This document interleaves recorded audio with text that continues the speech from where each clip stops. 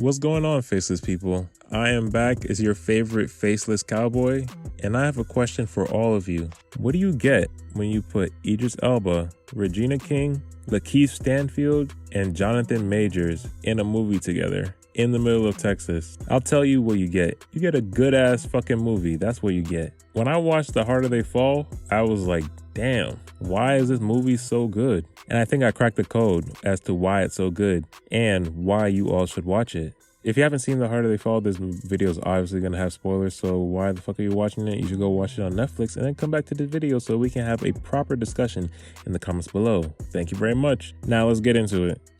So let's do a little recap. Long story short, The Harder They Fall is about my man, Nat Love, trying to get revenge on Rufus Buck for killing his mother and his father when he was a little kid and carving a cross into his forehead. So Nat Love has lived his life trying to hunt down each and every member of Rufus Buck's gang so that he could get rid of them and get rid of Rufus Buck. Suddenly, Rufus Buck is released from jail. Surprise, surprise.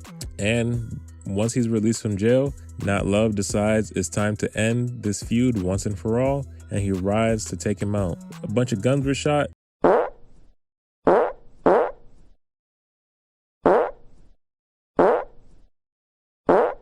A bunch of people were killed. R.I.P. Pickett, R.I.P. Jim. But in the end, it turns out that Rufus Buck was also getting revenge on Nat Love's father, who is also Rufus Buck's dad. And Rufus Buck wanted revenge because he was a shit dad to him and he beat his wife. So once Rufus Buck grew up, he found his father and killed him, who coincidentally had started another family. Wow. And the movie just shows how revenge can cause such chaos and destruction and affect so many other people around you, which I guess is kind of the point of the movie. But I'm here to talk about how great the movie was. Number one, the cinematography. Now, just so everybody knows, yes, I talk about movies on here.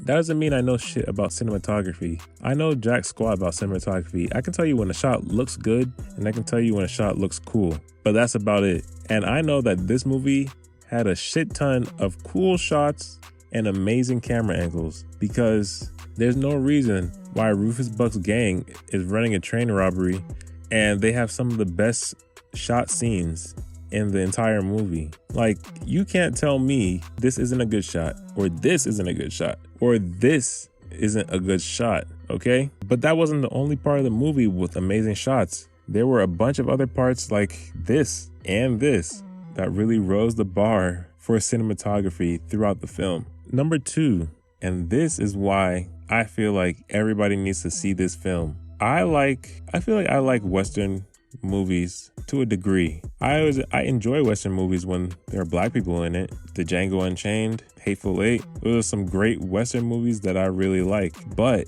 I think the thing with those movies is that the black people in those movies, their motivations and their character beliefs and whatnot are always fueled by their race. Their character depends on them being black, which isn't a bad thing. Like in Hateful Eight, you can't tell me Samuel L. Jackson's character would be the same person if he was a white guy who was transporting a prisoner. He would definitely not act the same. The movie definitely would have had a different outcome in the end. And like I said, which is not a bad thing, but I think that black people in Western movies, their motivations and decisions don't have to revolve around them being black. And I think this is why I like The Harder They Fall so much, is because that is just black people that are cowboys. But they're not cowboys because they're black, but they are just cowboys, if that makes sense. And it's kind of a breath of fresh air from movies with black people in this genre, because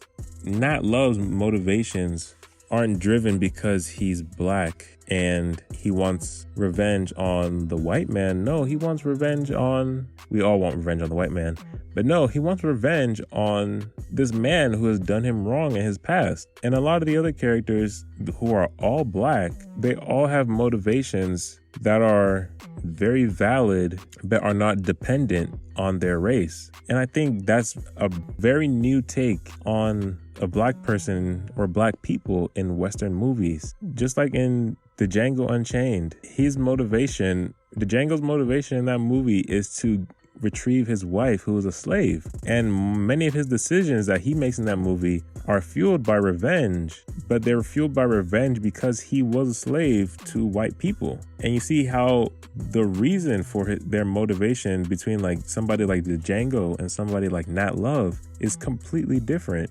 Yes, they're both looking for revenge, or they're both acting out in revenge, but the reason for that revenge is dependent on race for one character and not for the other character, which is why I really like this movie. And how can you not like black people who are cowboys? And that's why, ladies and gentlemen, you need to go and watch this movie.